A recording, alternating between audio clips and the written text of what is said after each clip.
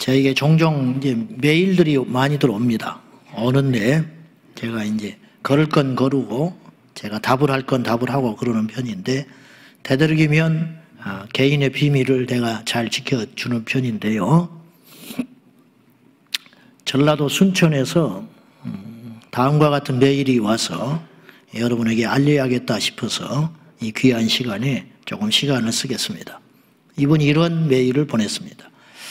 며칠 전에 학교에서 전교생을 대상으로 어린이 현장문이라며 스티커를 붙여달라고 공지가 왔습니다.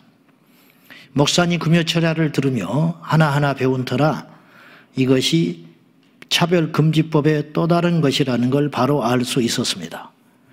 내 아이에게는 절대로 스티커를 붙이지 말라고 단단히 일러놓고 아이는 어리지만 차별금지법에 대해서 잘 알고 있는 터였습니다.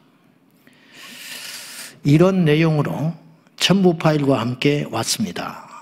이제 학교에서 학부모에게 이런 이제 통지문이 왔다. 이런 말이에요. 메일로. 공지사항, 순천 어린이 헌장문 투표 안내. 순천 어린이 헌장 재정단이 작성한 후보 선언문을 관내 초등학교 재학생들의 투표를 통해 확정하고자 다음과 같이 투표 참여를 요청하오니 바쁘시더라도 협조하여 주시기 바랍니다. 제가 좀 이따 볼 것인데요. 그러니까 15개 항목이 있어요. 거기다가 아이들이 자기가 원하는 헌장문이 채택되기를 원하는 것에다가 스티커를 붙이게 했다는 거예요. 애들한테. 그런 거를 할 테니까 학부모들이 협조를 해 주시오라고 하는 공문이 왔다는 거예요. 목사님께 부탁드릴 것은 이런 걸 다 알고 계시겠지만 한 번만 더 광고를 해서 아이들에게 주의를 줘라. 이런 식으로 해 주신다면 스티커가 뭔지도 모르면서 막 가져다가 붙이는 일이 우리 아이들에게 일어나지 않을 것 같아서 부탁드립니다. 위의 지방은 이미 끝나버렸나 모르겠습니다만 공지 후에 등교하는 전교생을 대상으로 스티커를 나눠주며 붙이게 했다고 합니다. 이렇게 공지가 오지 않고 학교 내에서 만약에 이루어졌다면 부모들은 알 길이 없었을 것입니다. 그리고 그 공지를 평소처럼 그냥 가정통신문 광고쯤으로 생각하고 깊이 보지 않았다면 그럼 우리 아이들도 스티커를 막 붙였겠지요. 애가 타서 목사님께 메일을 보냅니다. 정말 속이 터질 것 같습니다. 도대체 무슨 어린이 헌장문을 만들려고 하길래 이 부모가 이렇게 심각하게 메일을 보냈는지 여러분이 한번 보셔야 됩니다. 자, 한번 보여주시기 바랍니다. 어린이들이 스스로 만드는 권리, 이 말 자체가 비성경적입니다. 내가 좀 이따 설명을 하지요. 어린이들이 스스로 만드는 권리, 순천 어린이 헌장문에 투표해 주세요. 그래가지고 이제 이 기간을 정해놓고 등교하는 아이들한테 스티커를 줘가지고 네가 맞는 것, 네가 원하는 헌장문에다가 스티커를 붙여라. 이렇게 했다는 거예요. 보이신가요? 잘 안 보이죠? 보여요? 네, 눈이 좋구만. 제가 읽어볼게요. 1. 어린이는 사생활을 가질 권리가 있다. 뭐 납득이 되는 것도 있고 안 되는 것도 있어요. 문제는 독소조항이 하나라도 있으면 문제가 되는 거예요. 차별금지법도 다 나쁜 게 아니에요. 그 안에 독소조항이 있는 거예요. 2단이 다 나쁜 게 아니야. 한 가지가 나빠. 예수 그리스도를 부정하는 거. 그것이 문제지. 다른 거 선하게 살아라, 착하게 살아라, 서로 도우며 살아라. 그건 우리보다 더 난리야.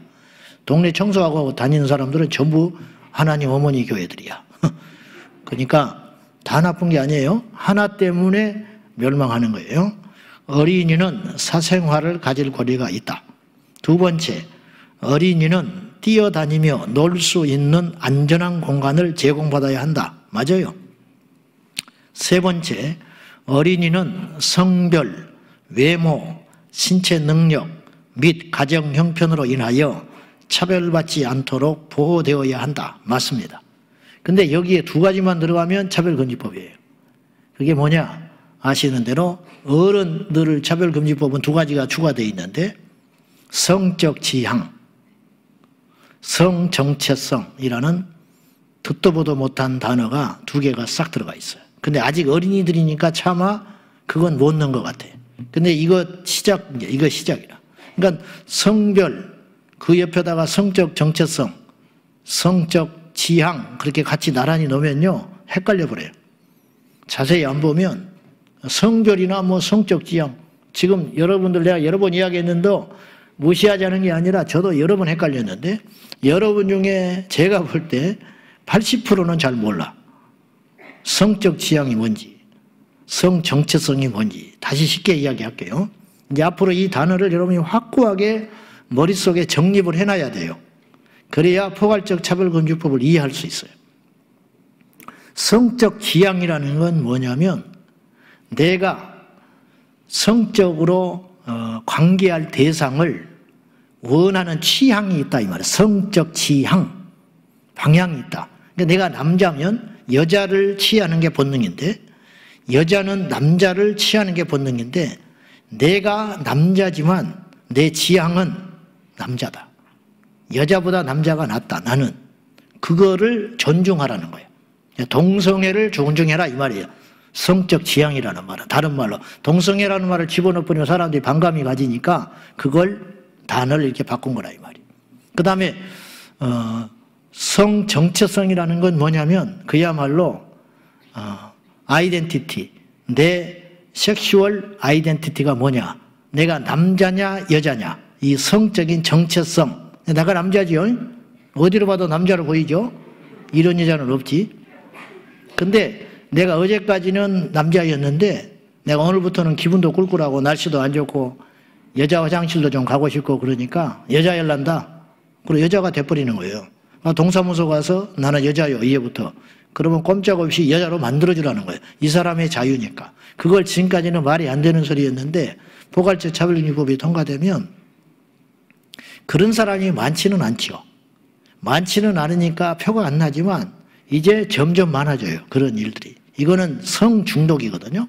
그러니까 담배를 피우면 중독이 되고 옆에 있는 사람한테 권하지요. 담배 하나 피워보라고. 담배 피우는 사람을 보고 있으면 땡기죠. 호기심이 생기죠. 그래서 점점 누룩처럼 번져가요. 그러니까 이것이 점점 많아지지 그 사람들이 따돌림을 당하고 없어지는 세상은 안 되는 거야. 점점 많아져. 병처럼. 그 뒤에는 사탄이 있으니까. 그러니까 성 정체성이라는 것은 자기의 성이 하나님께서 부모를 통해서 주신 남자와 여자 고유의 성이 있는데 이것을 인정하지 않으려는 거. 이것이 성 정체성을 내가 마음대로 고를 수 있다라고 하는 것이 성 정체성이에요.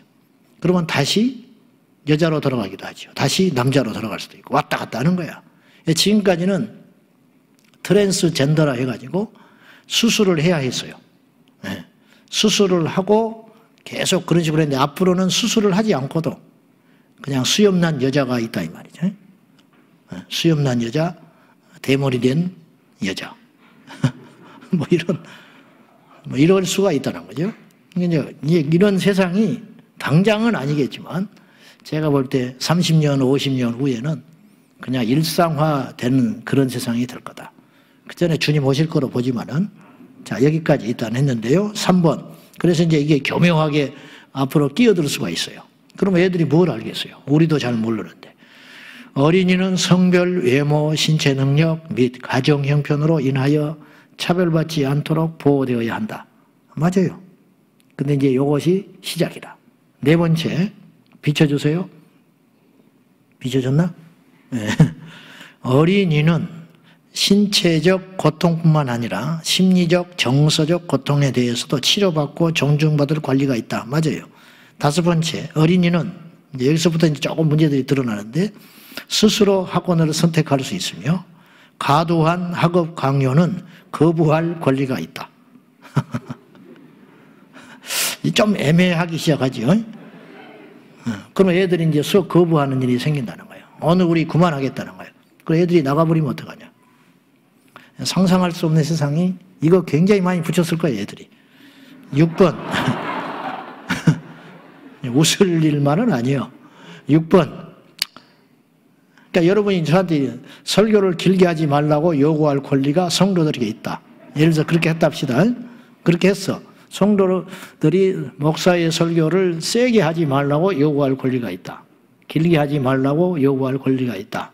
그러면 이제 그런 것을 이제 나한테 요구를 했다. 그러면 나는 그걸 들어주는 거죠. 그럼 어떤 일이 벌어지는지 알아요? 여러분이 손해보는 거야.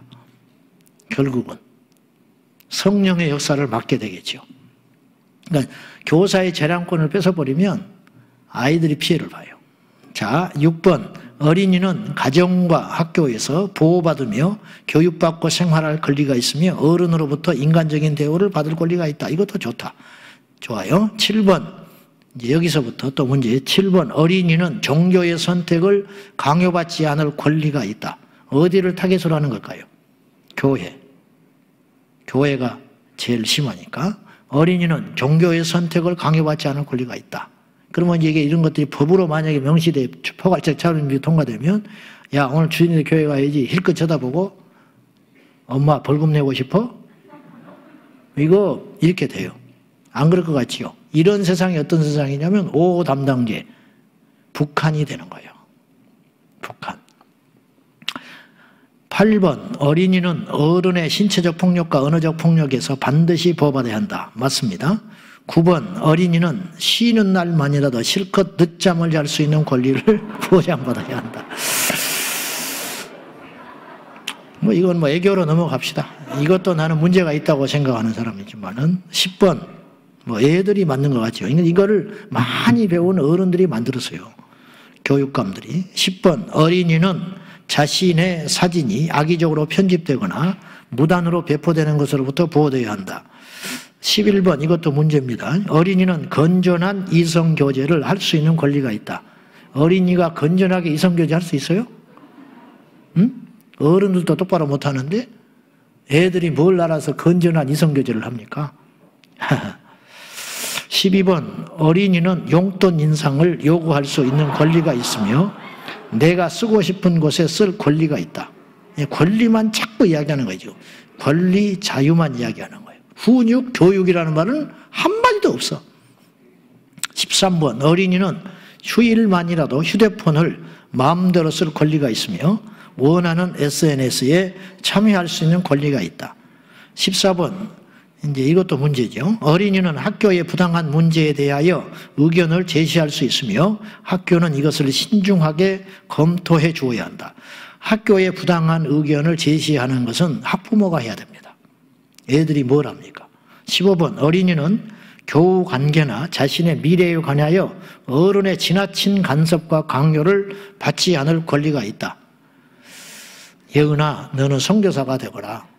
엄마 벌금 내고 싶어? 얘야, 너는 30 되기 전에 결혼하거라. 아니, 나는 혼자 살 거야. 엄마, 영창 가고 싶어? 이런 세상이 된다니까요. 이 귀한 시간인데 이것이 우리가 모르는 사이에 이런 일이 막 자행되고 있는 거예요. 이제 이것이 어제부로 이제 마감됐어요. 그러면 이 중에 뽑아요. 그래서 어린이 헌장문을 이제 만든다는 거예요. 그러면 이게 그냥 만드는 걸로 끝나는 게 아니고 요거를 이제 학교에 곳곳에 붙일 거 아닙니까? 교실 곳곳에 붙여놓고 그러면 얘들이 거의 세뇌되는 거예요. 학교에 와서. 이 중에 이제 몇 개가 어떻게 됐는지까지는 모르겠어. 이제 곧 나올 것 같은데 붙였으니까. 그러면 이제 이걸 통해서 아이들로부터 어릴 때부터 너는 네 자유와 권리를 마음대로 행사할 의무가 있다. 이런 걸 자꾸 어릴 적부터. 여러분, 성경적으로는요, 부모는 자식은요, 부모에게서부터 결혼하여 독립할 때까지는 부모 밑에 순종하는 것이 성경적 원리입니다. 그러면 예를 들어 이삭은요, 나이 40에 결혼을 하거든요. 근데 37살 때 그의 배필자를 누가 정하냐면 아브라함이 정해요. 성경에 보면. 그래서 그의 종을 보내가지고 그 자기 지역에서 구하지 않고 자기 고향 땅에 가서 배필자 며느리를 구하도 일방적이에요. 이삭한테 의논하지 않아요. 아브라함이 딱 기도하고 믿음으로 결정을 했어요. 내 며느리, 내 자식의 혈통을 올 자는 내 고향 땅에서 데려온다. 그래서 자기 혈족을 데려오죠. 라반의 여동생을, 라반의 딸을 데려온단 말이죠.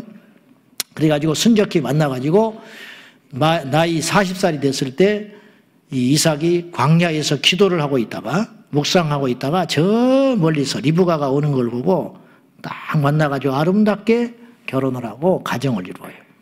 이게 아름다운 거예요. 나이 40이 먹도록 아브라함 안에서 이삭이 아브라함의 신앙과 아브라함의 삶을 곁에서 쫙 흡수하고 있는 거예요. 이것이 최상의 교육이라는 거예요.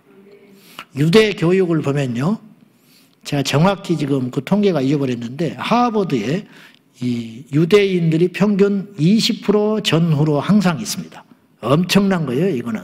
그 인구 비율로 따질 때 유대인들이 하버드에 항상 20, 30%가 있다. 그리고 얼마나 대단한 위세를 가졌는지 유대인들을 위한 공간을 따로 만들어줬어요, 하버드에서. 그런데 안타깝게도 우리나라에서 입양한 자매가 입양을 했는데 그 유대인에게 입양이 된 거예요. 그랬는데 철저히 유대 교육을 받았어요. 그래서 하버드에 입학을 했는데 이 사람은 완전 이제 유대인이 된 거야. 이 혈통만 한국 사람이지.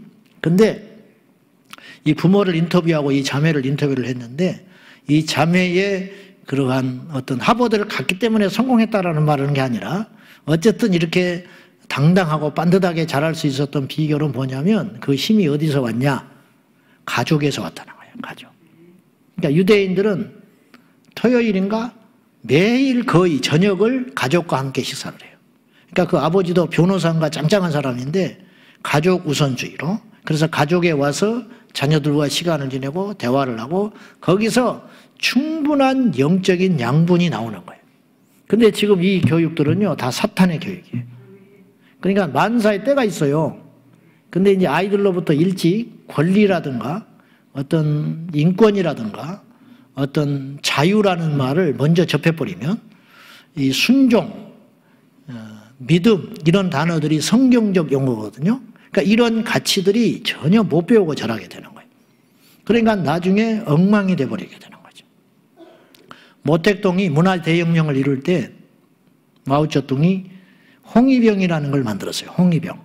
홍위병이 뭐냐면 요즘으로 따지면 중고등 대학생들을 청소년들을 일으켜가지고 전 중국에 다니면서 부르주아 집단을 타도하게 만들었어요. 그러니까 아직 완전히 어떤 가치관이 정립되기 전 아이들을 데려다가 자기 수족처럼 쓰면서 살인 병기로 사용을 했어요. 아프가니스탄 같은 데 보면 IS들이 어린 7, 8살, 10살 먹은 애들한테 총 메고 어른들 총 쏘게 하는 거, 그런 거 나오거든요. 이게 사탄의 역사예요. 그러니까, 그런데 우리는 이제 그런 거는 아니지만 민주주의나 나는 어떻 드는 생각이 자본주의, 민주주의나 공산주의, 사회주의나 하나님이 없는 이 통치 제도는 결국은 마지막에 종착역은 같겠다라는 생각을 해봤어요. 단지 사회주의는 독재고 민주주의는 자유주의인데 자유주의든 독재주의든 하나님을 거부하는 사상은 결국은 마지막 종착역은 자기들끼리 만나게 되어 있다. 이런 생각을 해봤어요. 오늘 순천에서 이거 하고 있는 학생 선언문이 이 조례안이 북한에서 만약에 문구를 만났다면 어떻게 만들었을까요? 네 부모를 고발해라. 공산 주체 사상을 성취하기 위해서 네 부모가 주체 사상을 거부하거든 고발하라. 뭐 이런 식으로 작성을 했을 거 아닙니까? 근데 우리는 이제 민주주의 진영이기 때문에 종교의 자유를 되찾으라. 너는 네 인생은 네 것이고 네 신체도 네 것이고 너의 생각과 계획도 네 것인데 부모라고 해서 너에게 그걸 강요할 권리는 없다. 그런 것이 만약에 자행되고 일어나거든 강하게 저항할 권리가 너에게 있다. 이렇게 지금 가르치고 있는 거 아닙니까? 이성교제를 마음대로 할 수 있는 권리. 야, 너 아직 어려. 그러면 눈 딱 쳐들고 쳐다보면 어떡할 건데? 뭔 소리냐고 그러면. 그러니까 결국은 배로 내 배로 애를 낳고 먹여주기만 하고 입혀주기만 하지 내 수하에서 떠나서 완전히 제 마음대로 세상에 휘두르겠다고 하는 거죠. 이런 일들이 지금 현재 일어나고 있습니다. 이것이 우리하고 아무 상관이 없는 일 같지만 이제 순천에서 일어났다고 하는 것은 전국적으로 일어날 수 있다. 이런 걸 혹시 우리 고양시에도 받았는지는 모르겠지만 머지않아 올 것이고요. 여러분 계속 내가 이야기하지만 하나님의 복음은 이 세상과 상관없는 것이 아니다. 분명히 그걸 알아야 되고요. 십자가의 사건은 교회만을 위한 사건이 아니에요. 교회를 하나님이 허락하신 것은 교회만 유지하라고 교회를 만드신 게 아니에요. 너희는 세상에 나가서 빛이 되라 그랬어요. 너희는 가서 소금이 되라 그랬어요. 그리고 싸워야 해요. 마귀를 대적하고 죄와 싸우고 피 흘리기까지 싸우라고 했거든요. 한번 제가 몇 가지 사례만 이야기할까요? 먼뜻 한번 생각해 봅시다. 우리가 얼마나 지금 잘못되고 속고 있고 이 폭이 작은지 시야를 이렇게 보고 있으면 안 돼요. 시야를 넓혀야 한다니까. 엘리야가 갈멜산에서 바알과 아세라 선지자 850명과 영적 대결을 했어요. 그래서 하늘에서 불을 끌어내렸죠. 그것은 대단한 영적 행위처럼 보여요. 맞아요. 하늘에서 불을 끌어내린 것인가 이건 신비한 거 영적 행위인과 동시에 그건 정치 행위라니까요. 왜 그러냐면 그 당시 온 이스라엘에 퍼져 있는 우상 그리고 이세벨이 그걸 전폭적으로 지원하고 있었어요. 뒤에서 후견인으로 알죠. 바알과 아세라 신을 숭배하는 이세벨이 그의 남편도 지배하고 있었고 온 이스라엘 땅에 그걸 전폭적으로 지지하고 후원하는 자였단 말이죠. 그러니까 그들과의 싸움인 거예요. 그래서 불을 끌어들여가지고 그들을 다 죽였잖아요. 그러니까 이세벨이 분노해가지고 엘리야를 죽이려고 하지 않습니까? 이게 정치적인 이슈인 거예요. 오늘로 따지면. 또 하나 다윗이 골리앗과 전쟁하지요. 골리앗과 싸우러 갔죠. 싸우지요. 싸우려고 싸운 게 아니라 전쟁터에 나갔는데 싸우게 됐어. 여러분 우리가 이런 일에 대해서 무관심하면 즉 이 세상에 뭐 바알과 아세라가 뭐 산당이 있든 뭐 그들이 모여서 뭐 우상 앞에 절을 하든 말든 뭐 나만 믿음 생활하면 돼. 나는 저런 거 관심 없어. 내 신앙만 똑바로 지키면 돼. 골리앗이 뭐 소리를 지르고 뭐 하나님 모독하고 뭐 어쩌고 내가 아직 나이도 어린데 뭐 그런 식으로 생각하지 않았고 다윗이나 엘리야는 그런 현실에 대하여 분노하면서 그들과 싸워내는 용기가 있었다는 거예요. 그것이 다른 말로 말하면 믿음이라고 말을 하는 거예요. 이 세상의 불의한 일에 대하여 침묵하고 나하고 상관없다. 괜히 똥물 튀기가 싶다. 괜히 휘말리기 싫다. 그렇게 살아가는 것은 지혜로운 처사가 아니고 그건 비겁한 거예요. 그거는 믿음이 없는 행동이라는 거예요. 우리가 만약에 엘리야 시대에 엘리야였다면 여러분 어떻게 하겠어? 바알과 아세라가 막 판을 치고 난리를 하고 세상을 어지럽히고 그렇게 득세하고 하나님에서 사람들은 점점점 매소되어지고 그런 현실 앞에 하나님의 뜻이라고 그냥 우리는 천국만 가면 된다고 주님이 곧 오실 거라고 이렇게 믿는 사람이었다면 하늘에서 불을 끌어내릴 수 있었겠냐 이 말이죠. 하나님의 음성을 들을 수 있었겠냐 이 말이에요. 다윗이 골리앗이 소리를 지르든 말든 뭐 나는 아직 어리니까 그렇게 무관심하고 그건 어른들의 몫이라고 어떻게 되겠지 하나님이 이 나라를 뭐 지켜주시지 뭐 망하게 할 것 같냐고 이런 식으로 소극적으로 가서 도시락만 배달하고 꽁지 빼고 돌아와 버렸다면 다윗이 하나님께 그렇게 쓰임 받았겠냐는 거예요. 다윗이 아니라도 하나님 반드시 누군가를 통해서 그 일을 했을 거라고 봐요. 엘리야에게 시대에 바르게 무릎 꿇지 않은 7천 용사가 있었어요. 그들은 성경에 나타나질 않아요. 엘리야 너 혼자 아니야. 내가 그들과 함께하고 있어. 그리고 그들도 곳곳에서 싸우고 있어. 그 무릎 꿇지 않은 7천 명이 되어주라는 거예요 내 말은. 그래서 우리 교회에 제가 예칠군이라고 만든 것이 뭐냐면 예수 7천 군사다. 이 시대에 숨어있는 투쟁하는 자가 있다. 그 자들이 모여가지고 이 판도를 좀 바꿔야 한다. 그런 뜻으로 예수 7천 군사. 제가 거기서 7천 바알에게 무릎 꿇지 않은 7천 용사에서 제가 가져온 거거든요. 그래서 그 개념을 어쨌든 지금 세상이 이렇게 점점 흘러가고 있습니다. 제발 이런 소리 좀 안 하게 해줬으면 좋겠어요. 제발 이런 기분 나쁜 소리 안 했으면 좋겠어요. 아이들은 철저히 부모 밑에서 순종하고 양육을 받고 순진하게 때가 되면 다 알게 되고 때가 되면 다 일할 때가 있고 때가 되면 다 결혼할 때가 있고 때가 되면 다 세상에 가서 할 일이 있으니까 그때까지는 성경의 원리대로 순수하게 질서 있게 잘 키워서 그리고 하나님 앞에 가는 것이 옳지 10살, 7살, 8살 먹은 애들한테 단어를 낙태니, 피임이니, 콘돔이니 이런 말 자체를 자꾸 학교에서 가르치고 이걸 조기 성애화라고 하는 것인데 그런 말 자체를 들어서 좋을 게 하나도 없는 거예요. 그런 말은 20대까지 몰라도 돼. 그런 말은 알겠어요?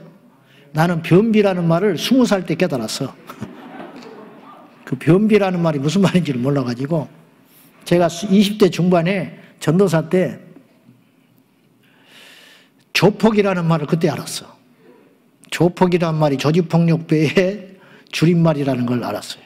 그러니까 그런 말을 몰라도 된다니까요. 그런 말을 뭐하러 알려고 그래. 좋은 단어를 알고 성경적인 단어를 알고 그러면 우리 아이는 이 험한 세상 어떻게 살아가냐 걱정하지 말아요. 하나님이 함께 하신다. 오늘 설교하려합니다. 열이 받아가지고 이걸 그냥 지나갈 일이 아니라 여러분들이 학교에서 오는 그런 통신문을 좀 잘 살펴보라 이 말이에요. 그리고 기도해 주시고요. 아무것도 안 하면 우리나라 차별금지법 재무자 전작 통과됐어요.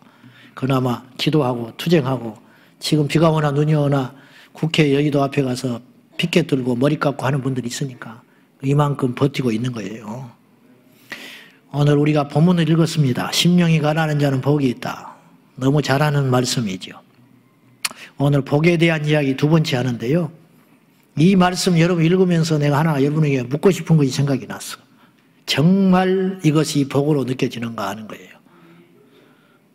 아니, 교회니까 지금 성경이고 예배니까 그런 소리 하지 말고 심령이 가난한 자는 복이 있다. 아멘이죠. 애통하는 자는 복이 있다. 울고 살 거예요 평생? 네? 평생 울고 사는 게 복이라. 애통이 우는 것이잖아요. 온유한 자는 복이 있다. 이건 뭐 그렇다 치자. 이건 조금 좋은 것 같아. 온유한 것은 싸나운 것보다 복이 낫다. 있다. 의에 줄이고 목마른 자는 복이 있다. 의를 위하여 10절에 박해를 받은 자는 복이 있다. 어때요? 아멘이 한 명도 안 해버리잖아. 의를 위하여 박해를 받은 자는 복이 있다. 나로 말미암아 너희를 욕하고 박해하고 거짓으로 너희를 거슬러 모든 악한 말을 할 때에 너희에게 복이 있다. 정말이에요? 한 사람. 애통하는 자가 복이 있다. 여러분, 자, 두 개가 이제 있어요. 주머니가. 하나는 의를 위하여 핍박을 받는 복이 들어있어. 이쪽에는 100억이 들어있어. 여러분 좀 심각해지죠. 근데 하나만 선택할 수 있어. 어떻게 할래요? 의를 위하여 박해받는 거야. 이건. 하여튼 뭐 잘못해서 박해를 받는 게 아니고 지나치게 기도를 많이 하고 지나치게 예수를 믿어서 욕 들어먹는 거. 이것이 하나에 들어있고 이거는 100억을 받는 복이야. 어떤 걸 선택할 거예요? 뭘 망설여? 어떤 걸 선택할 거예요? 참 머리가 나쁘다. 어떤 걸 선택해요? 이거 선택해. 왜? 이건 어차피 안 줘. 여러분한테 100억을 줄 리가 없어요. 미쳤어요. 누가 100억을 줘요. 그러니까 그냥 믿음으로 고백이라도 해. 박해를 받는 자는 복이 있다. 이 복을 받을래? 1000억을 줄까? 아, 뭘 망설여? 누가 어떤 바보가 여러분한테 1000억을 주겠어? 응? 의에 줄이는 자가 복이 있다. 1조 원을 주겠다. 어떤 거? 의에 줄이고. 이제 좀 머리가 돌아가는 것 같아요. 누가 1조를 주겠어, 여러분한테. 인간 입술로 그냥 고백하는 거야. 근데 왜 이러냐? 요 복은 몇십 년 못 가요. 그리고 이 복이 진짜 복을 집어삼켜버려요. 근데 이 복은 영원해요. 그게 다르다는 거예요. 지난주에 첫 시간에 무엇이 진짜 복이냐. 그래서 우리는 지금 저도 그렇고 여러분도 그렇고 우리나라가 이제 행복 지수를 따져보니까 세계 넘버원이 핀란드로 나왔어요. 두 번째가 덴마크로 나왔어. 그 다음에 우리나라는 몇 등이냐면 59등으로 나왔는데 우리나라 바로 밑에가 필리핀이 따라왔어. 그리고 태국이 따라왔어. 60등이 필리핀, 61등이 태국. 이렇게 나왔어요. 근데 그게 흥미로운 것은 뭐냐면 객관적으로 볼 때 우리나라가 59등까지 가서는 안 되는 나라라는 거예요. 행복지수가. 경제 규모나 개인 GNP로 볼 때 그 정도 수준이 돼서는 안 되는 거예요. 근데 그렇게밖에 떨어지고 있다. 그것은 뭐냐면 체감 행복지수가 떨어진다는 거예요. 실제로는 그렇게까지 불행할 필요가 없는데 자기 느낌에 스스로 불행하다고 여기는 사람이 너무 많다는 거예요. 예를 들면 두 가지를 물어봤어요. 밤거리를 다닐 때 위험에 처해 본 적이 있냐? 그렇게 물어봤어. 그랬더니 1. 몇 %밖에 안 나왔어요. 그러니까 세계 5번째 안에 드는 나라예요. 우리나라가 치안이 안전한. 실제로는 굉장히 안전한 나라예요. 우리나라가. 무슨 말인지 알겠죠? 실제로 위협을 느꼈다든지 두려움을 느꼈다든지 그런 경험이 있냐고 물어봤더니 1.2%밖에 안 나왔어. 굉장히 낮은 수치라는 거예요. 어떤 나라들은 막 엄청나게 많이 나온 나라도 있어요. 그런데 이걸 물었어. 실제로 위험하지는 당해본 적은 없는데 밤거리를 다닐 때 두려움을 느끼냐고 물어봤어. 실제로 강도를 만나고 뭐 이렇게 겁박을 당하고 하는 사람은 1. 몇 %밖에 안 나왔는데 밤거리를 다닐 때 두려움을 느끼냐고 그랬더니 25% 이상이 두렵다고 그랬어. 그러니까 이 차이가 무슨 말이냐면 실제로 일어나지 않는 일에 대해서 굉장히 걱정하고 있다는 거예요. 우리나라 사람들은. 그렇기 때문에 불행하다는 거예요. 실제로는 그렇게까지 불행할 필요가 없는데 과도하게 불행하고 있다. 이걸 오늘 이 말씀과 비견해서 우리에게 적용을 해보면 우리 지금 오늘 예배하는 저나 여러분 우리 성도들이 하나님 앞에 복을 이미 받았는데도 불구하고 자기가 복 받은 줄을 모르고 계속 복을 구하고 있는 상태다. 그래도 과언은 아니라는 거예요. 아시겠어요? 그렇게 적용을 해보면 지난 시간에 우리가 3가지가 있어야 복이라고 그랬어요. 첫째, 끝이 좋아야 복이라고 그랬어요. 그러니까 우리가 마지막 정착력이 천국이어야 돼요. 이 땅에 뭐 능력을 행하고 귀신을 쫓고 뭐 어쩌고 해도 영적으로 또 육적으로는 뭐 사람들이 부러워하는 부자요 명예와 권력을 얻었다 할지라도 그의 장례식이 뭐 국장으로 치러지고 뭐 전 국민이 와서 슬퍼하고 해도 그 사람은 정작 마지막에 지옥의 불심판을 면할 수 없는 존재가 됐다면 그 사람은 복을 받은 인생이 아니라는 거예요. 이건 너무 간단한 이야기예요. 근데 이런 생각을 우리가 안 하고 사는 거야. 그러니까 교회 안에 성도들이 영적으로 하나님의 자녀가 아니라 종교인으로 자꾸만 전락하고 있는 거예요. 지옥과 천국에 대한 메시지가 이상하리만큼 이 땅에 선포되지 아니하므로 이 땅의 그리스도인들이 하늘의 소망을 두고 살아가는 것이 아니라 이 땅에 연연하다가 그냥 망가져서 살고 있는 거예요. 두 번째, 첫째는 끝이 좋아야 복이 있다. 두 번째는 그 받은 복이 일시적인 복이 아니고 영원해야 그것이 진짜 복이다. 상대적으로 지옥에 가서도 끝이 있다면, 한 번 더 기회가 주어진다면, 지옥에 가서 한 1000만 년쯤, 한 1억 년쯤 지나면 다시 예수님을 믿을 수 있는 기회가 주어진다면 지옥도 소망이 있는 거예요. 택도 없는 소리지만, 말도 안 되는 소리지만 1억 년이라는 세월이 얼마나 상상할 수도 없는 긴 시간이지만, 그죠? 1년도 군대가 있을 때는 어마어마하게 긴 시간인데 1억 년을 기다린 다음에 다시 하나님께서 용서의 기회를 준다면 그것도 지옥은 아니다. 거꾸로 천국에를 들어갔는데 한 1억 년쯤 지난 다음에 다시 테스트를 받아야 돼. 너무 너희들 행복하게 그동안 기고만장하게 살았어. 와, 1억 년이 하룻밤같이 지나가 버렸어. 천국은. 지옥은 하루가 1억 년같이 안 가는 거고. 그러지 않겠어?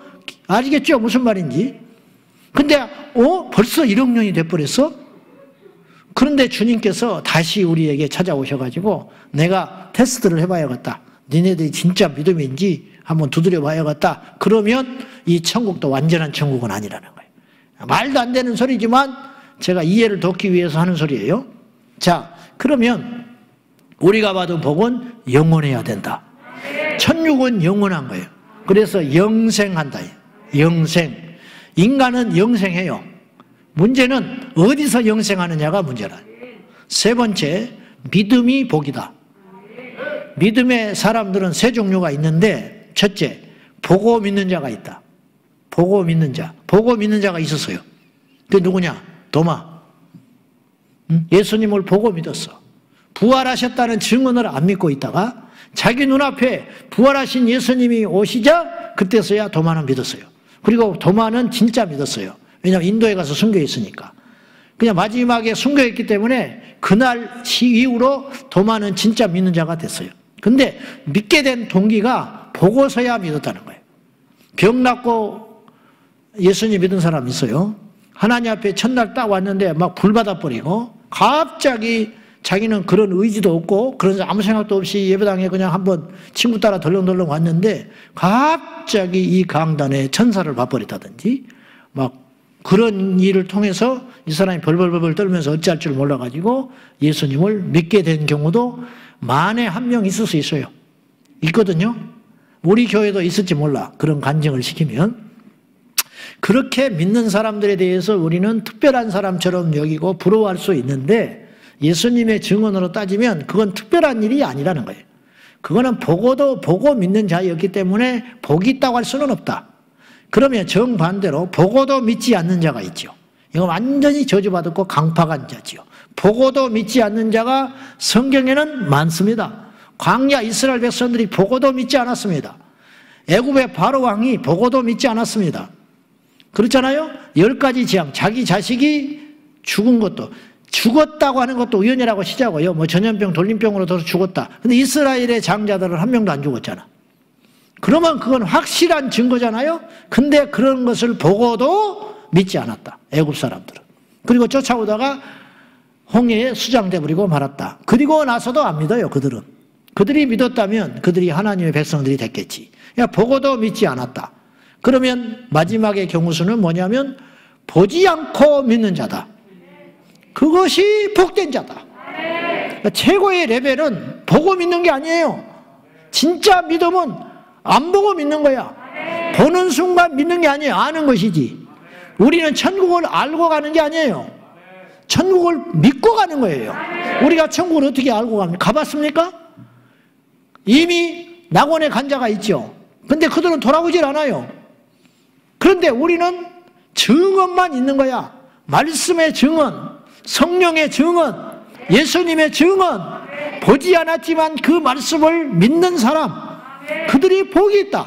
그리고 믿음에는 반드시 보상이 있는데 어떤 보상이냐? 그걸 믿음으로 천국에 간다는 거야. 천국에 가지 않았지만 있다는 걸 믿기 때문에 들어갈 수 있는 거예요. 할렐루야! 미국행 비행기를 타는 사람이 공항 앞에서 벌벌벌 떨면서 난 못 가겠다는 거야. 왜? 비행기 떨어질까 싶어서. 나는 못 가겠다는 거야. 왜? 미국인 나라가 없는데 없으면 어떻게 할고 가서 빙빙 돌다가 떨어지면 어떡하냐고. 그래서 못 가겠다는 거야. 그래 못 가는 거야 평생. 그러나 이 사람은 미국에 처음 가는 거야. 설레. 미국을 빨리 가고 싶다는 거야. 가보지도 않았으면서. 듣기만 했어. 근데 미국에 있는 걸 확실히 믿는 거야. 그러니까 그 사람 미국 들어가는 거지. 우린 천국 못 갔어요. 그러나 천국이 있다는 걸 확실히 믿는 자가 간다. 지옥이 있는 걸 확실히 믿는 자가 지옥을 안 간다. 지옥의 두려움을 하니까. 지옥을 멸시하는 자는 지옥 가요. 나 지옥 가버리겠다는 그 사람 갑니다. 100% 가요. 지옥을 무시하는 사람, 안 믿는 사람, 지옥이 있으면 가겠다는 거야. 지옥이 있으면 간다는 소리는 없다 그 소리야. 이 사람한테는. 그죠? 그 말의 다른 표현이잖아요. 나는 지옥이 있으면 가라 그러면. 제가 장담하는데 지옥이 있으면 가겠다고 까부는 사람은 100% 가요. 왜냐? 지옥이 정말 있다고 믿는 자는 그렇게 말 못해. 절대 못해요. 농담으로 못해요. 나 천국을 저 사람한테 양보할 거야. 그 사람 천국 못 가요. 양보했기 때문에 못 가는 게 아니고 안 믿었기 때문에 그런 소리 하는 거야. 천국이 안 믿으니까 양보해버린다는 거야. 나 대신 가라는 거야. 난 안 간다, 안 가다고 좋다고. 그러면 천국에 안 가면 지옥 간다는 소리인데, 천국을 양보하는 건 사랑이 아니요. 그건 어리석은 것이지. 이해돼요? 천국을 안 믿기 때문에 양보한다는 소리를 하는 거예요, 지금. 그냥 못 간다는 거예요. 그런 측면에서 믿어지는 게 복이다. 오늘 이어서 몇 가지 해보겠습니다. 몇 가지 살펴보는데, 첫째, 오늘 본문에 읽었어요. 한번 따라해봐요. 애통하는 자가 복이 있다. 여러분, 눈물에도 수준이 있어요. 눈물에도. 제가 소원하는 것은 내가 주의 종으로 목회를 하는 동안, 그리고 은퇴하고 나서도 목회는 안 하겠지만 하나님 앞에 허락하시면 뭐 설교자로 산다든지 후배들에게 뭘 이렇게 나눈다든지 그런 사역을 만약에 저한테 주신다면, 하나님께서 부르시는 날까지 뭔가를 한다면, 몰라요. 나는 내 인생을 앞으로 어떻게 될지 몰라. 선교를 보낼지, 어디 오지로 보내서 또 다른 교회를 개척하라 할지, 그건 난 모르겠어. 함부로 말은 절대 못하겠는데, 무엇을 하든지 간에 목회를 하든 설교를 하든 아니면 설교를 듣고 있든 예배를 인도하든 예배를 드리든 그건 난 모르겠고, 어쨌든 하나님께 붙잡혀 있는 동안에 내 소원은 뭐냐면 눈물이 마르지 않기를 원하는 거예요. 눈물이 마른다는 건 타락했다는 뜻이에요. 죄인을 보고도 눈물이 안 나온다. 예배 때 눈물이 안 나온다. 찬송할 때 눈물이 안 나온다. 이것은 있을 수 있는 일이 아니고, 시간이 오래됐기 때문에 그러는 게 아니고, 익숙했기 때문에 어떻게 맨날 울 수 있겠어? 이런 소리를 해서는 안 된다는 거예요. 갑자기 배가 아파. 그건 있을 수 있는 일이 아니에요. 배가 왜 아파요? 멀쩡한 배가. 응? 그거는 평생에 있어서는 안 되는 일이에요. 근데 갑자기 배가 아파. 이 사람 그대로 두면 죽어요. 알겠어요? 갑자기 걷지를 못해요. 내일 걷겠지. 이게 아니라니까? 평생 걸었는데 왜 갑자기 못 걸어? 그건 병이 든 거지요. 그대로 놔두면 그 사람은 영원히 안진병이 되는 거예요. 평생 하나님 앞에 울고 예배를 드려야지. 어느 날 눈물이 말랐다. 응? 평생 우리가 전도하고 살 생각을 해야지. 평생 하나님 앞에 애통할 생각을 해야지. 뭐 나이 먹었으니까, 사역을 끝냈으니까, 그동안 많이 울었으니까. 그건 안 되는 소리라는 거예요. 그건 처음 사랑을 잊어버리는 거예요.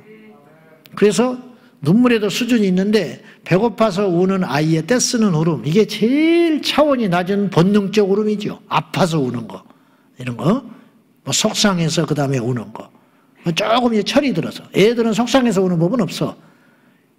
아파서 울고 추워서 울고 기저귀를 안 갈아줘서 울고 배고파서 울지, 뭐 상처받아서 우는 일은 없어.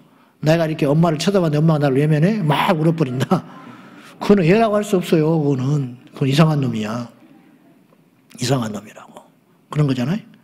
근데 이제 철이 들어서 부모의 사랑이 느껴지고 알고, 자기도 자식 낳고 나중에 철이 들어보니까 부모가 나를 이런 마음으로 키웠겠구나. 그래서 막 우는 거예요. 엄마가 이해가 돼서. 근데 엄마한테 갔더니 엄마는 이미 없어. 없어. 무덤에 가 있어. 그 눈물은 수준이 높은 눈물이죠. 사람이 흘릴 수 있는 수준 높은 눈물은 그 정도의 눈물이야. 독립운동하면서 울었던 애국 지사들의 눈물, 자기 재산을 군자금으로 내놓고 직장에서 쫓겨나고 부모 자식한테도 인정을 받지 못하고 안중근의사의 눈물, 그런 눈물이야말로 이 세상에 흘릴 수 있는 가장 값진 눈물이라고 봐요. 그러나 그 어떤 눈물도 예수님의 눈물을 초월하지는 못해. 예수님의 눈물은 그야말로 있을 수 없는 하나님 아버지의 눈물이에요. 하나님이 우신다는 거 알아요? 하나님이 우신다. 하나님이 죄인들을 보고 한탄하셨어요. 나사로를 보고 우셨어요. 나사로가 죽었는데 우셔요, 예수님이. 곧 살리실 분이 우신다고. 에레미야가 웁니다. 범죄한 이스라엘 백성들로 인하여 하나님의 말씀을 어기는 이스라엘 백성들을 향하여 에레미야가 우는 거예요. 지금 여의도에 가서 우는 사람이 있다니까. 이민족을 살려달라고 금식하면서 우는 사람이 있어요. 머리를 깎고 우는 사람이 있어요. 학생 인권조례법 막아달라고. 길거리에 나가가지고. 그 사람들이 바보가 아니에요. 그 사람이 태극기 집회하는 사람들이 아니라고요. 그 사람들이 정신병자가 아니에요. 그 사람들은 남이 보지 못한 걸 봤어요. 남이 알지 못하는 걸 알았어요. 그래서 잠이 안 오는 거예요. 자식들이 잘 뗍니다. 그 사람들도 남편과 아내의 사랑을 받습니다. 어느 집에 가면 귀한 자식이고 귀한 아버지요, 많이 배웠고, 그러나 그런 것으로 자기의 만족감을 채우지 못하고 욕먹어가면서 떼약볕에 엄동설안에 손가락질 받아가면서, 심지어는 같은 믿음의 동료들에게도 이상한 사람이라고 취급을 받으면서 뭐 그렇게까지 할 필요가 있냐고, 혹은 네가 그런다고 뭐가 달라지겠냐고 말하는 소리를 뒤로 한 채 가슴이 아파서 울고 있는 그 사람, 그 사람은 복이 있다. 복이 있다. 저는 그렇게 봐요. 사도행전 20장 31절 보실랍니까? 다 같이 시작.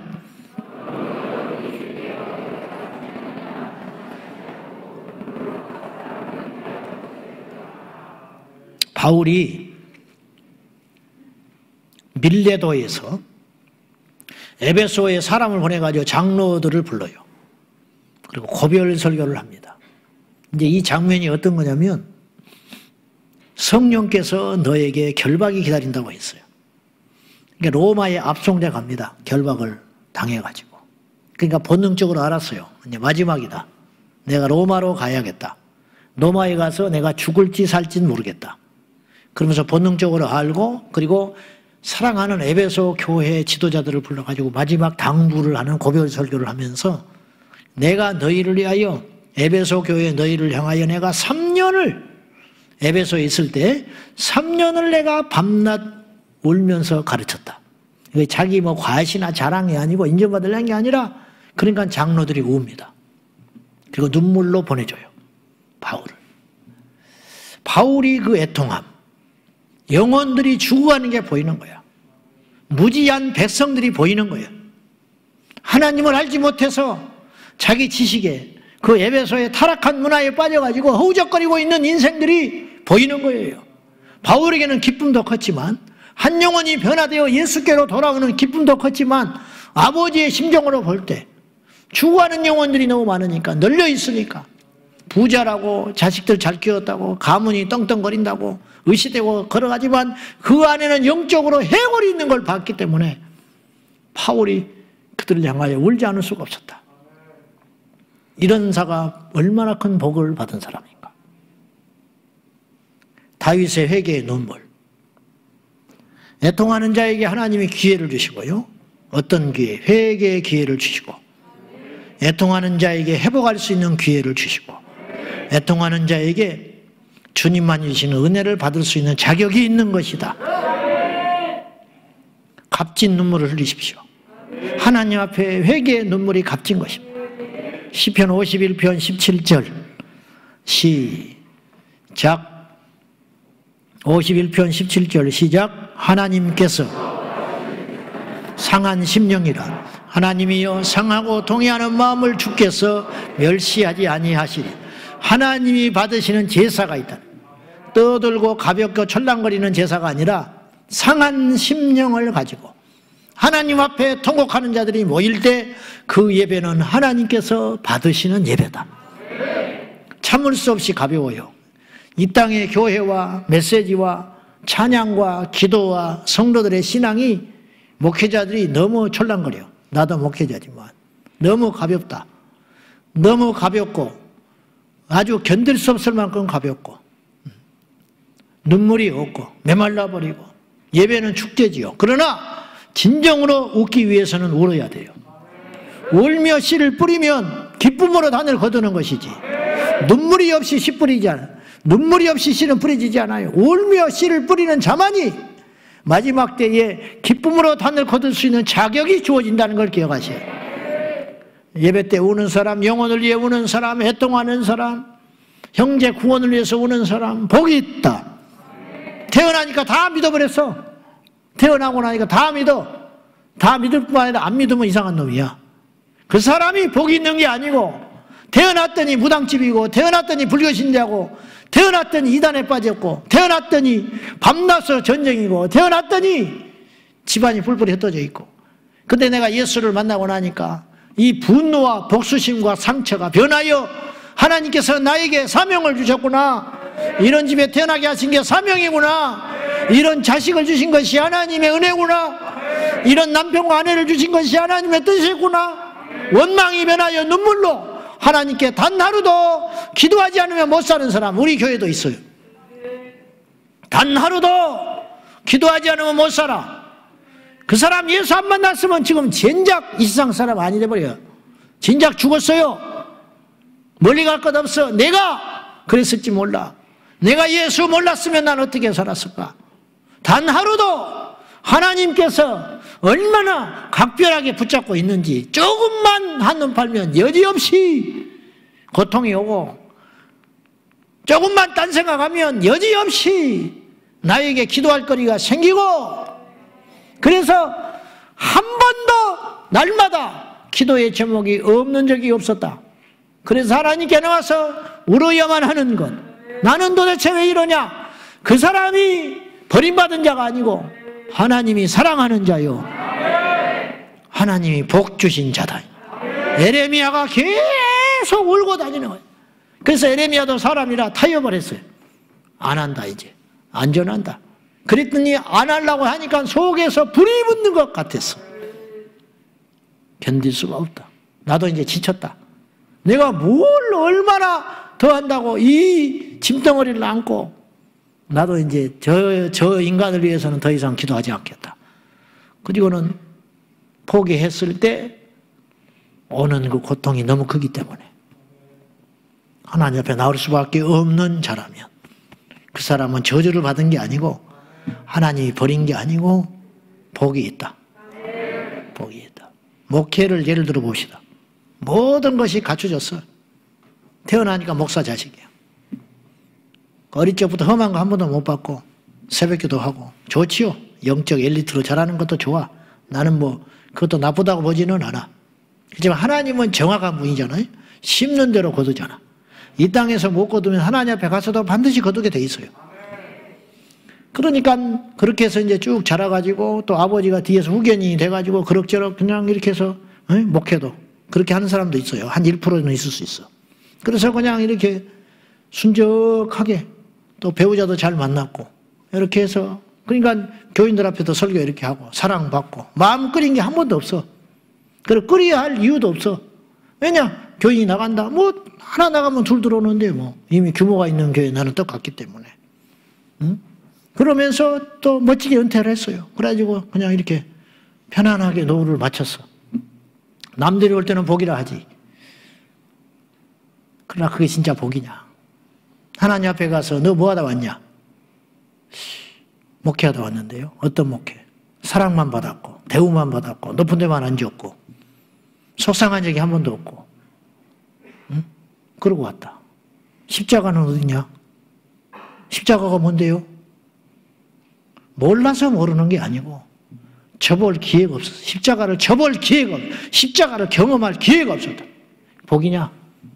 진짜 복이냐 그게?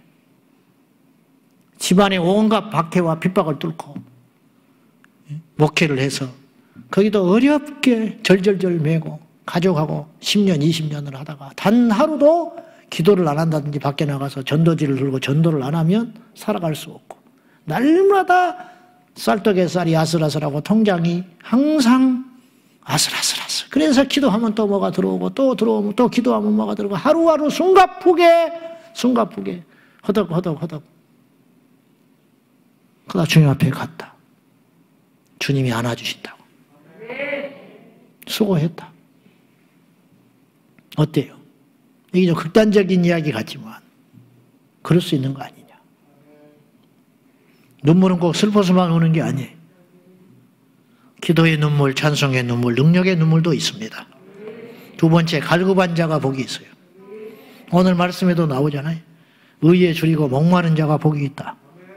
갈급한 자, 목마른 자, 부족함의 은혜라고 할 수 있어요. 부재의 은혜, 부재. 여러분, 많이 먹는 사람과 적게 먹는 사람이 누가 더 오래 사냐면 적게 먹는 사람이 오래 살아요. 많이 먹으면 죽어요. 빨리 죽습니다. 많이 죽으면 성인병이 와. 근데 약간 배를 비우는 게 장수에 좋다. 배를 비우는 것이. 약간 배가 고플 때 더 건강하고 인간은 더 강력해져요. 배가 차면 뛸 수가 없어. 배가 비어야 세상의 몸 상태가 된다고 그래요. 사실 하나님 앞에서의 목마름은요, 부족함이 아니에요. 하나님 앞에서의 목마름은 풍성함에 가까워요. 무슨 말이냐? 70명의 제자를 2명씩 묶어서 파송하거든요, 주님이. 그때 주님께서 뺏어버려요. 다 뺏어버려요. 뭔만 주느냐? 옷도 한 벌만 갖고 가라. 지갑도 뺏어, 돈도 다 뺏어버렸어. 그 대신 뭘 줬느냐? 예수 이름의 능력을 줬어요. 거꾸로 봅시다. 다른 건 다 가졌어. 돈도 있고 사람도 있고 지혜도 있고 교통편도 있고 가면 나를 맞이할 사람도 있어. 근데 예수 이름의 능력이 없어. 그럼 간 거야, 그걸 가지고. 뭐 가서 밥 사 먹고 돈 내고 숙박하고 씩 하다 온 거예요. 아무런 일도 없는 거야. 근데 예수님의 제자들은 일제 다 뺏어버렸어요. 떠나는 순간부터 의지할 게 하나도 없어요. 자기를 맞이할 사람도 없어. 그래서 주님이 뭐라고 그랬냐면, 맞이하거든 가서 며칠이고 머물러라. 너희들을 박대하거든 발에 먼지를 터버리고 나와라. 근데 그들이 갔을 때 오직 예수의 이름만 갖고 나갔는데, 그들은 어떤 일이 벌어졌느냐? 귀신을 쫓고 복음을 전하고 능력을 행하고 그 지역을 바꾸는 일이 있었다. 이게 갈급함, 부족함의 은혜라는 거예요. 그래서 일부라도 비워야 되는 거예요. 일부라도 비워야 돼요. 가짐으로 인하여 넘어지는 경우가 너무 많다. 없으면 넘어질 일이 없다. 그런 말이죠. 우리가 지금 목이 많으니까 이 자리에 온 거예요. 뭔가라도 하나 부족하니까 이 자리에 온 거예요. 인간은 저부터서 어쩔 수 없어요. 등 따시고 배부르면 절대로 그의 말에서 갈급함이 안 나오는 거예요. 등 따시고 배부르면 상처 주는 말만 하지 겸손한 말이 안 나와요. 등 따시고 배부르면 전부 다 바보로 보이고 못난 자로 보이고 게으른 자로 보인다고. 그러나 갈급하고 목마른 심령은 이해가 되고 존중이 되고 배우고 싶고 그렇게 돼가는 거라는 거지. 그러니 결과적으로 복이죠. 그래서 부자가 천국 못 간다는 것은 육체적 부자를 말하는 게 아니에요. 그거는 육체적 부자를 말하는 게 아니에요. 진정한 부자가 얼마나 많은데, 겸손한 부자가. 아브라함이 얼마나 큰 부자였는데 가서 나그네를 대접하고 그렇게 사는 거 보시라고. 그건 아주 특이한 케이스고 대부분의 경우는 풍성해지면 넘어져. 사울이 넘어졌어. 왕이 된 다음에 넘어졌어요. 100% 그렇게 돼가고 있어요. 그래서 하나님께 받을 복은 어떤 복이냐? 목마름의 복이다. 부족함의 복. 선교사에게 풍성함이 있으면 선교하겠습니까? 선교사가 단 하루도 기도를 안 하면 안 돼. 기도를 안 하면 살 수가 없어. 기도를 안 하면 위협이 오고 기도를 안 하면 끊어져. 그래서 계속 기도할 수밖에 없고 날마다 기적을 경험하고 날마다 능력이 임하고 그리고 어느 날 20, 30년 지나서 돌아보니까 엄청난 일이 일어난 거예요. 근데 부족함이 없어. 풍성해. 20, 30년 돌아와 보니까 아무것도 없어. 남는 것이. 그런 일이 흔히 일어나지 않겠어요? 저도 마찬가지고 여러분도 마찬가지라는 거예요. 그래서 목마른 상태를 유지해야 되네요. 끊임없이 하나님 앞에. 그래서 바울은 무슨 말을 했냐면 나에게 있어서 뒷일은 잊어버린다. 뒷일은 잊어버리고 앞에 있는 표적을 향하여 표대를 향하여 달려가노라. 왜 잊어버린다고 했을까? 바울이 한 일이 어마어마하게 많아요. 바울이 교회를 얼마나 많이 세웠는데. 바울이 핍박만 받은 게 아니에요. 로마서 16장에 보십시오. 그 많은 사람들이 바울의 동력자들이었어. 바울이 죽은 자를 살리고 바울이 귀신을 쫓고 바울이 병을 고치고 복음을 전해가지고 한 성이 여동쳤는데 믿는 자들에게 있어서 바울은 영웅 아닙니까? 지분 안 줬을까? 응? 바울에게 지분 준다는 사람이 없었겠냐고. 바울에게 자기 전 재산을 주겠다는 사람은 없었을 것 같아요. 그러나 그 모든 것을 물려버린다는 거야. 필요 없다. 나는 부한데도 처하고 천한데도 처해. 그런 모든 것이 의미가 없고 가치가 없다. 오직 나에게는 표대만 있다. 예수 그리스도요 저 천성을 향하여 가는 것. 뒤를 돌아보면 넘어지게 생겼으니까. 뒤를 돌아보면 비교가 되어 있고 뒤를 돌아보면 좀 쉬고 싶고 뒤를 돌아보면 이뤄놓은 것을 보이게 되니까 이쯤 하고 싶은 생각이 드니까 나는 아예 뒤에 있는 일을 잊어버린다. 그리고 앞에 있는 표대를 향하여 달려가노라. 이런 목마름, 이런 갈급함, 이것은 내 의지로 오는 게 아니라 하나님의 선물이라. 선물. 복은 하나님이 주는 거요. 억지로 됩니까? 애통이 억지로 됩니까? 안 돼요. 안 된다고. 울고 싶대. 제발 좀 울고 싶대. 안 되는 걸 어떻게 해? 첫날부터 울어버리면 어떻게 해? 됩니까? 억지로 안 돼. 참과 거짓, 진짜와 가짜는요 본인이 되고 싶어서 되는 게 아니에요. 사실은 이 하나님의 예정 속에서 알고가 가라지는 이미 정해져 있는지도 몰라요. 몰라서 그렇지. 우리 모두는 알곡인 줄로 믿습니다. 이건 교만하라는 게 아니라 그런 꿈을 가져보자. 우리는 진짜이기를 원합니다. 진짜인 줄로 믿습니다. 진짜니까 저는 이 자리에 왔다고 봐요. 진짜여야 한다고 생각하고요. 알곡이어야 합니다. 그리고 알곡이라고 저는 믿어요. 아직은 여물지 않다 할지라도 결국은 알곡을 향하여 가기로. 근데 갔더니 알곡이 되고 보니 내가 노력해서 된 줄로 알았는데 그 노력조차도 하나님의 은혜더라. 그렇게 고백해야죠. 그렇게 고백해야지. 예수님 만나서 목마름을 해결받은 인생들, 삭개오, 수가성 여인, 고넬료, 그리고 우리들의 이르기까지. 목마르니까 예수님 만나는 거예요. 삭개오가 목마르니까 뽕나무에 올라갔어요. 수가성 여인이 목마르니까 그 대낮에 물 들어온 거예요. 고넬료가 목마르니까 하나님께 기도하고 매달렸어요. 목마른 자는 채워졌다. 우리가 이 목마름을 가지는 것이 복이다. 마지막 세 번째, 눈이 떠진 자가 복이 있다. 첫째, 애통하는 자가 복이 있다. 두 번째, 목마른 자가 복이 있다. 세 번째, 눈 떠진 자가 복이 있다. 사람의 신체 중에 눈이 제일 중요하다고 그래요. 옛날에 우리 선조들이 몸이 1000냥이라면 눈은 900냥이라. 맞아요.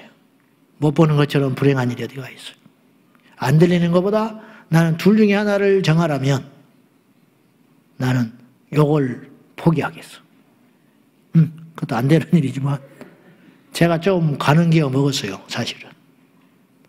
잘 조금 안 들려. 왜냐하면 요걸 맨날 수십 년째 소리를 질러대가지고 청력검사를 해보니까 간호사가 뛰쳐나왔어. 이게 안 들리냐? 안 들린다고.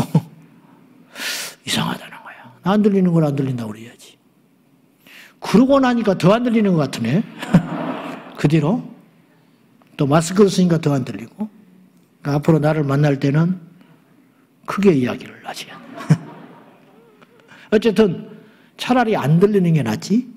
보지 못하는 건 정말 불쌍하다. 영적으로 눈을 뜨지 못하는 자는 얼마나 불쌍하냐. 예수님이 있는데 베드로는 주는 그리스도시요 살아계신 하나님의 아들이라고 눈이 떠져서 고백을 했어요.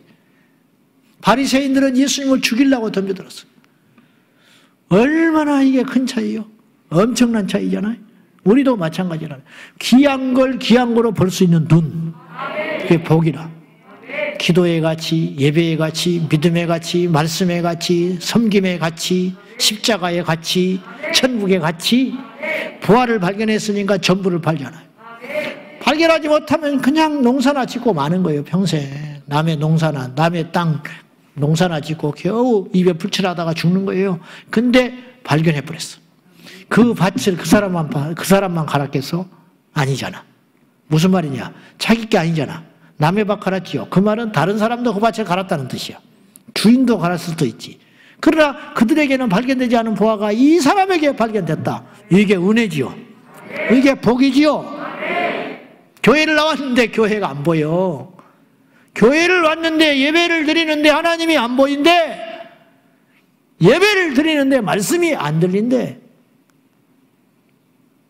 제가 새가족이 왔을 때 이제 처음 교회 온 사람이 있어. 옮겨온 사람 말고. 그럼 내가 꼭 물어보는 말이 있어. 오늘 말씀이 들어오냐고 물어봐. 그러면 어떤 사람은 눈이 진지해져 가지고 들린다고 그래요. 그럼 그 사람은 뭔가 들은 사람이에요. 근데 어떤 사람은 눈이 반쯤 감겨가지고 노량진 가면 있는 그런 눈을 가지고 뭐라고 그러냐면 잘 모르겠는데요 그래요. 어떤 사람은 또 무섭다고 그래요. 나는 무서우라고 한 소리가 아닌데 무섭다고 하는 사람 있고, 다 각기 다르죠. 근데 똑같이 처음 교회를 왔는데 그렇게 반응이 나온다. 그거는 억지로 안 되는 거예요. 제가 잘했다 못했다 차원이 아니고 들리고 안 들리고 보고 안 보고는 억지로 안 되는 거예요. 그래서 너희가 보는 눈은, 너희의 눈은 복이 있다. 주님이 그랬어요. 예수님을 보고도 죽이라고 소리치는 사람이 있고 예수님을 보고 하나님의 아들이라고 고백하는 자가 있었다니까. 여러분은 교회 와서 뭐가 보입니까? 교회 와서 사람만 보이고 저 목사가 설교를 길게 하는구나, 저 목사가 참 고생하는구나, 아유 이 큰 교회 살림하느라고 애쓰는구나, 그렇게만 보고 가면 그 사람은 진짜 복은 아니라는 거예요. 저 목사가 누군지도 모르겠고 교회에 몇 명이나 모이지도 모르겠고 이 교회가 이름도 잘 모르겠는데 눈물이 나버렸다니. 막 심장이 막 터질 것 같다는. 그게 은혜를 받은 거네요. 그 사람이 복이 있다. 발이나 꼭 앉아가지고 껌이나 찍찍 씻고 앉아가지고 뭐 저렇게 혼자 난리를 치느냐 그러고, 성가대 몇 명이냐고 세고는 앉아있고, 저 엘토가 틀렸고 막 그따구 소리나 하고, 아이고 더럽게 길게 한다고 그러고. 어떻게 똑같이 예배를 드리는데 그런 일이 있는가? 그건 그 사람이 뭐 잘못됐다, 뭐 나쁘다 그런 차원이 아니고 눈이 안 열렸다. 그렇게 볼 수 있어요. 사람을 판단하자는 게 아니고요. 자, 그것 시편 84편 1절과 2절 볼까요? 다 같이 시작. 만군의 여호와여, 주의 장막이 어찌 그리 사랑스러운지 내 영혼이 여호와의 궁정을 사모하여 쇠약하며 내 마음과 육체가 살아계신 하나님께 부르짖나이다. 주의 장막, 텐트. 근데 이 시편 기자 이는 뭐라고 고백을 했냐면, 이 고라 자손은 궁정이라 그랬어요. 주의 궁전. 자기 눈에는 그렇게 보이는 거예요. 여러분 하나님을 만나고 은혜를 받으려면 하나님을 경외해야 돼요. 그러니까 하나님이 만만하게 보이는 사람은 해결을 할 수가 없어요. 하나님이 만노리 여김 받지 않는다고 그랬거든요. 하나님은 갈라디아서 6장에 보면 나는 누구에게도 만월, 무시받지 않는다. 만약에 나를 무시하는 자가 있다면 절대로 복을 누리지 못하는데, 그렇게 경고를 딱 해치고 뭐라고 그러냐면 사람이 무엇으로 심든지 그대로 거두리라. 이 말이 무슨 말이냐? 하나님을 무시하는 자는 쓰레기를 거두게 되는 것이고 하나님을 경외하는 자는 복을 거두게 된다는 거예요. 무엇으로 심든지 그대로 거두리라. 하나님을 우습게 여기고 하나님을 경외하지 않고 교회가 여러분보다 커야지, 개척교회를 다니든 지하든 뭐 시설이 어떻든지 간에 아이고 교회가 뭐 이런 식으로 그렇게 말을 해서는 안 된다는 거예요. 교회는 건물이 아니기 때문에 그곳에 임재하시는 성령님, 설령 교회가 그렇다 치더라도 그곳에 주의 종이 기도를 하고 있고 그곳에 하나님의 영이 계시다면 그 교회는 무시받고 가치받아서는 안 되는 교회라는 거예요. 교회가 우리보다 커야 교회에서 은혜를 받는 거예요. 말씀이 우리보다 커야 그 말씀에 복종이 되는 거예요. 예배가 우리보다 커야, 그래서 우리가 죽더라도 예배를 지킬 때 그 사람이 하나님의 사람이 되고 천국을 가는 것이지, 나를 위해서 예배를 끌어당기고 나를 위해서 말씀을 짓밟고 나를 위해서 교회 머리 위에 서는 자는 절대로 하나님을 못 만난다는 거예요. 하나님을 경외하는 자가 하나님을 만나고 하나님을 경외하는 자가 복을 누리게 되고 하나님을 경외하는 자가 쓰임받게 된다는 거예요. 다윗이 하나님을 경외했기 때문에 쓰임받은 거예요. 저 하나님을 무시하는 골리앗을 그냥 둘 수 없다는 거예요. 내가 죽고 사는 건 중요한 게 아니라는. 이 사람은 전부를 걸어버렸어요. 10대 때 죽어야 마땅한 사람이죠. 골리앗을 어떻게 이깁니까? 백전노장 거인을. 그런데 싸움의 명수를 싸우러 나갈 때 단지 하나 때문에 갔다는 거예요. 그의 형들도 다윗의 믿음을 못 따라가. 이 다윗을 막 구박하고 욕하잖아요. 네가 지금 상급을 왕의 부마가 된다고 하니까 어린 놈의 자식이 싸가지 없이 벌써 대바라져 가지고 어디 그런 거니나 눈 떠 가지고 나선다고 그렇게 이야기한단 말이죠. 다윗이 그렇지 않다고 그 중심에 여호와를 경외하니까 이스라엘 백성을 무시하는 저 골리앗을 그냥 둘 수가 없는 거예요. 그래서 나가는 거예요. 이게 하나님을 경외하는 자거든요. 이기려고 해서 이긴 게 아니에요. 왕이 되려고 해서 왕이 된 게 아니에요. 복을 받으려고 해서 복을 받은 게 아니에요. 하나님을 경외하다 보니까 복을 받아버리고, 하나님을 경외하다 보니까 능력을 받게 되고, 하나님을 경외하다 보니까 왕의 자리에 오른 거예요. 이것이 중요하다는 거예요. 만군의 여호와여, 주의 장막이 어찌 그리 사랑스럽습니까? 그 장막을 사랑하여 내 영혼이 쇠약하여 있습니다. 상사병이 나버렸다는 거야. 상사병. 하나님의 전을 너무너무 사랑했어. 왜 그러냐? 눈이 떠졌으니까. 모두에게 그렇게 보이는 게 아니에요. 모두에게 그렇게 보이지 않아요. 시편 84편 10절과 12절 시작. 주의 궁정에서의 한날이 다른 곳에서의 첫날보다 나은, 악인의 장막에 사는 것보다 내 하나님의 성전 문지기로 있는 것이 좋사오니 여호와 하나님은 해요 방패이시라. 여호와께서 은혜와 영화를 주시며 정직하게 행하는 자에게 좋은 것을 아끼지 아니하실 것임이니이다. 만군의 여호와여, 주께 의지하는 자는 복이 있나이다. 주께 의지하는 자는 복이 있어요. 아, 내가 주님 의지하겠다. 이것도 눈이 떠져야지. 주의 전에서의 한날이 세상의 궁정에 악인의 장막에 거하는 날보다 더 귀하고, 내가 주의 전에 문지기로 있는 것이 악인의 궁정에 거하는 것보다 낫고, 주의 전에서의 하루가 세상에서의 첫날보다 낫다. 근데 지금 현대 그리스도인은 거꾸로인 것 같아. 일주일에 한 번 교회 오는 것도 못 견뎌요. 뭐 이렇게 길게 하냐는 거야. 응? 그래서 부흥하는 교회는 설교가 짧다.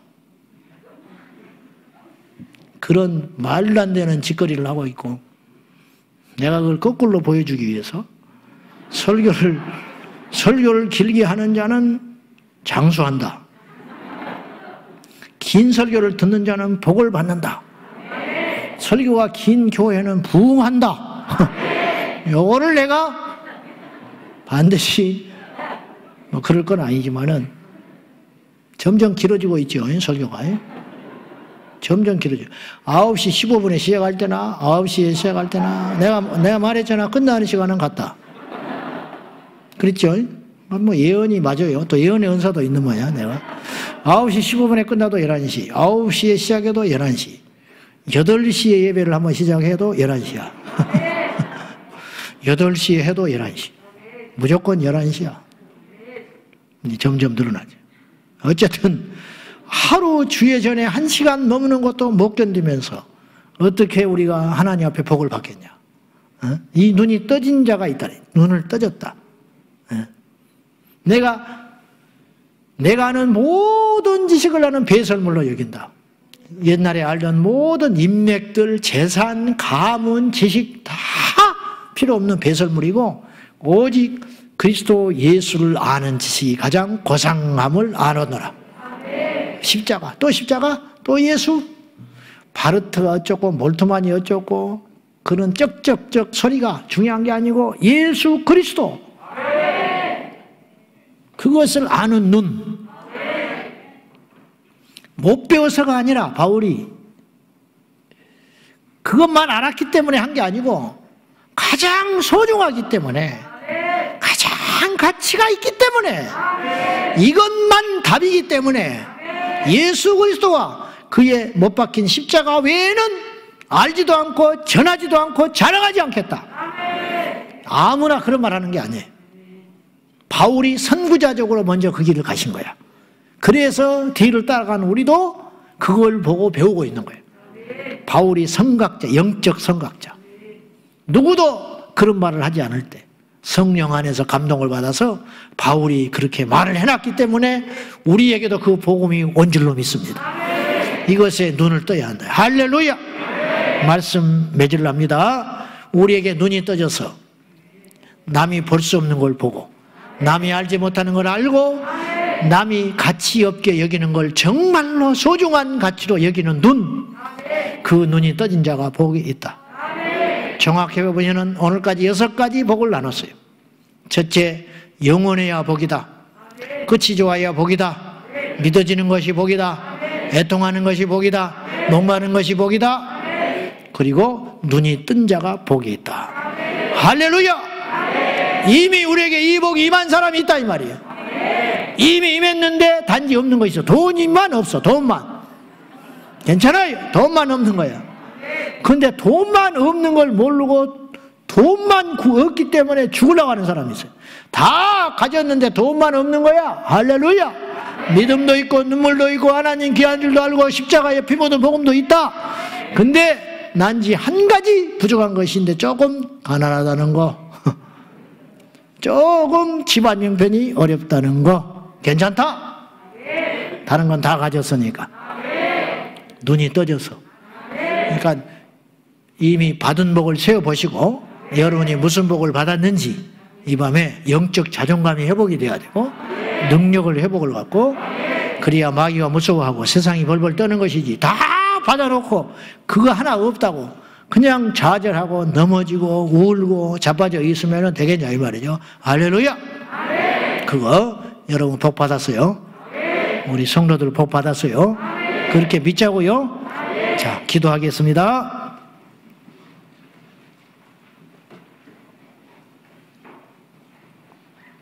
이 시간에 기도할 적에 주여 눈이 떠지게 하소서.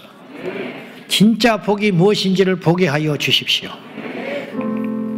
우리에게 영의 눈이 열어져서 예수님을 보게 하시고 십자가를 보게 하시고 우리를 위로하시는 하나님의 손길을 알게 하시고 우리를 인도하시는 불기둥과 구름기둥을 보게 하시고 우리를 먹이시는 만나를 보게 하여 주시고 우리 눈앞에 가야 할 가나안을 보게 하여 주십시오.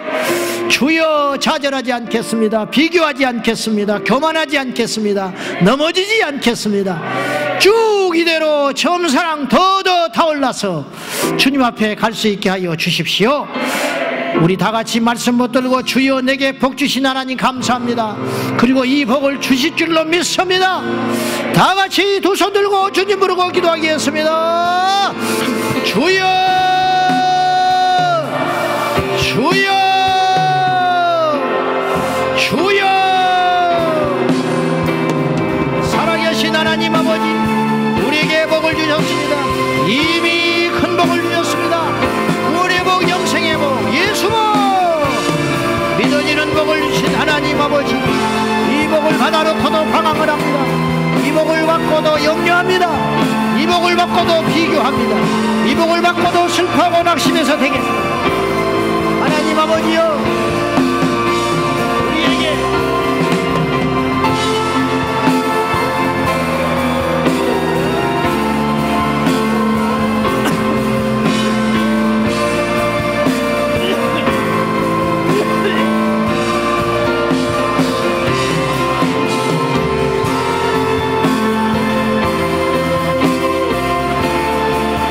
예수여, 우리에게 임하여 주셔서 불같은 성령 오셔서 우리의 목마른 가운데 예수로 채워주시고 하나님의 은혜로 채워주시고 믿음으로 채워주시고 말씀으로 채워주시고 은혜와 사랑으로 채우소서.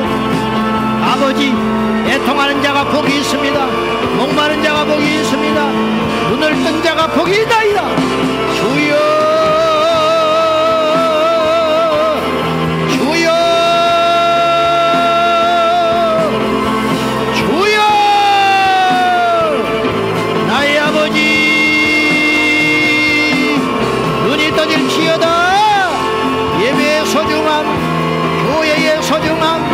말씀의 가치, 천국의 보화 발견하게 하여 주시옵소서. 천국의 보화를 발견하게 하여 주시옵소서. 주여 믿습니다. 주여 믿습니다. 풍성하신 아버지, 우리를 용서하여 주시고 불쌍히 여겨주시고 하나님 통치하여 주시며 하나님 붙잡아 주시며 하나님 지배하여 주시옵소서. 아버지여, 아버지여,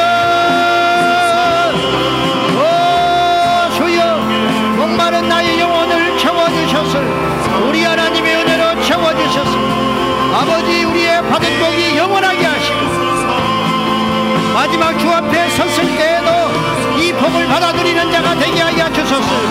비교하지도 말고 자랑하지도 말고 교만하지도 말고 나태하지도 말고 절망하지도 말고 우리에게 주신 복에 따라 우리 하나님 앞에 영광을 올리게 하여 주시옵소서. 아버지, 아버지여, 아버지여, 여기 있습니다. 우리를 살려주시고 우리를 깨워주시고 우리를 보게 하여 주시고 우리의 영안이 열리게 하소서. 눈이 떠지게 하여 주소서. 눈이 떠지게 하여 주시옵소서. 눈이 떠지게 하여 주시옵소서. 민족을 살려주시옵소서. 민족을 고쳐주시옵소서. 주여 믿습니다. 은혜와 사랑과 자비가 풍성하신 하나님 아버지, 주여 내 영혼을 살려주시고 발급한 내 영혼 살려주시고 살려주시고 할렐루야.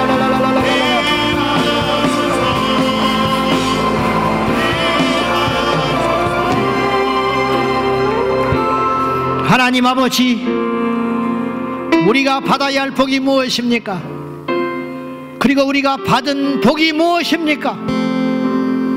하나님 앞에 큰 복을 받았음에도 불구하고 받은 줄도 모르고 아파하고 애통하고 갈급할까 두렵고 하나님께 진짜 복도 받지 못했으면서 떵떵거리고 과시하고 자랑하고 지옥을 향하여 가고 있을까 두렵습니다. 주여 우리에게 목마름을 주소서. 주여 우리에게 애통함을 주소서. 주여 우리에게 눈이 떠지게 하여 주소서. 주 예수여, 십자가의 피 묻은 복음이 얼마나 가치가 있는지, 영생의 복음이 얼마나 가치가 있는지, 예배가 얼마나 소중한 것인지, 교회가 얼마나 소중한 곳인지, 하나님 앞에 기도하고 찬송함이 얼마나 복된 자인지 눈이 떠질지어다, 알게 될지어다. 주는 그리스도시요 살아계신 하나님의 아들이라고. 내게 은가금은 없지나 내게 있는 예수의 이름으로 너에게 명한다고. 이 당당함이, 이 능력이, 이 힘이 우리 안에 있게 하여 주시옵소서.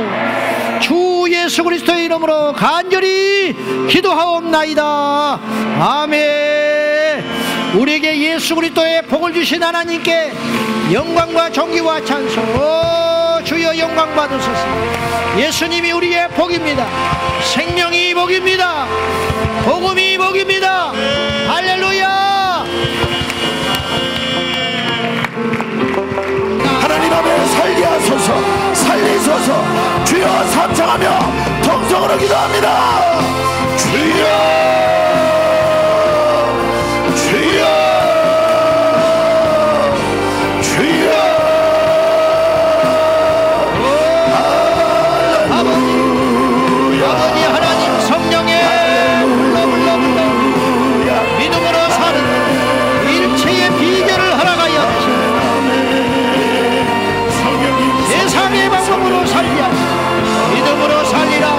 말씀대로 살리라.